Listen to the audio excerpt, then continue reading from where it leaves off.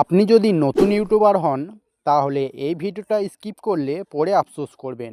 কারণ আজ আমি এমন 5টা ভুল বলবো যেগুলো করলে চ্যানেল কখনোই গ্রো করবে না। আর এই ভুলগুলো প্রায় 90% নতুন ইউটিউবাররাই করে। কথাটা একটু কঠিন, কিন্তু আজ আমি আপনাকে সত্যিটাই বলবো। আসসালামু আলাইকুম বন্ধুরা, আমি মোহন। এই চ্যানেলে আমি ইউটিউব গ্রোথ আর অনলাইন আর্নিং নিয়ে একদম রিয়াল আর প্র্যাকটিক্যাল কথা বলি, কোনো ফেক আশা দেখাই না।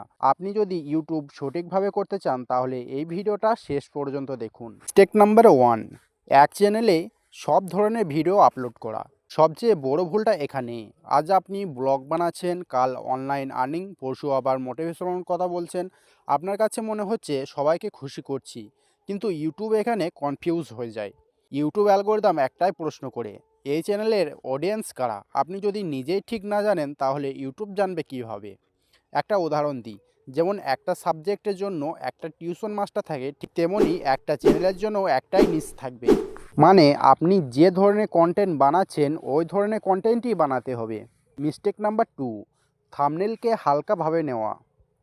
অনেকে বলে ভিতরে কন্টেন্ট ভালো, থাম্বনেল নিয়ে কি হবে। কিন্তু বাস্তব সত্য হলো থাম্বনেল খারাপ হলে কন্টেন্ট দেখার সুযোগই আসবে না। থাম্বনেল হচ্ছে আপনার ভিডিওর পোস্টার।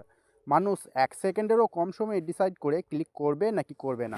আপনি যদি থাম্বনেলে ছোট ছোট লেখা দেন বা বেশি লেখা দেন বা কোনো ইমোশন ছাড়াই আপনার ফেস বা মুখ দেন, তাহলে সিটিআর মার খাবে। আর সিটিআর কম মানেই ইউটিউব আপনার ভিডিওটি অন্যের কাছে পাঠাবে না। মিস্টেক নাম্বার 3, নতুন ইউটিউবারদের আর একটা মারাত্মক ভুল। 30-40 সেকেন্ড ধরে তারা নিজের নাম, চ্যানেলের গল্প, সাবস্ক্রাইব করার অনুরোধ করে। অডিয়েন্স তখনই ভিডিও ছেড়ে চলে যায়। ইউটিউব কিন্তু দেখে প্রথম 30 সেকেন্ডে কতজন মানুষ ভিডিও ছেড়ে দিল। যদি বেশি মানুষ 30 সেকেন্ডের আগেই ভিডিও ছেড়ে চলে যায় তাহলে ভিডিও এখানেই শেষ। তাই রুল সিম্পল, প্রথম 5-10 সেকেন্ডে সমস্যা বলবেন, সমাধানের হিন্ট দেবেন, নিজের পরিচয় পড়ে দেবেন। মিস্টেক নাম্বার 4, কনসিস্টেন্সি না থাকা। আজ একটা ভিডিও, তারপর 10 দিন কিছু নাই, আবার হঠাৎ একটা ভিডিও। এতে ইউটিউব ধরে নেয় এই ক্রিয়েটর সিরিয়াস না।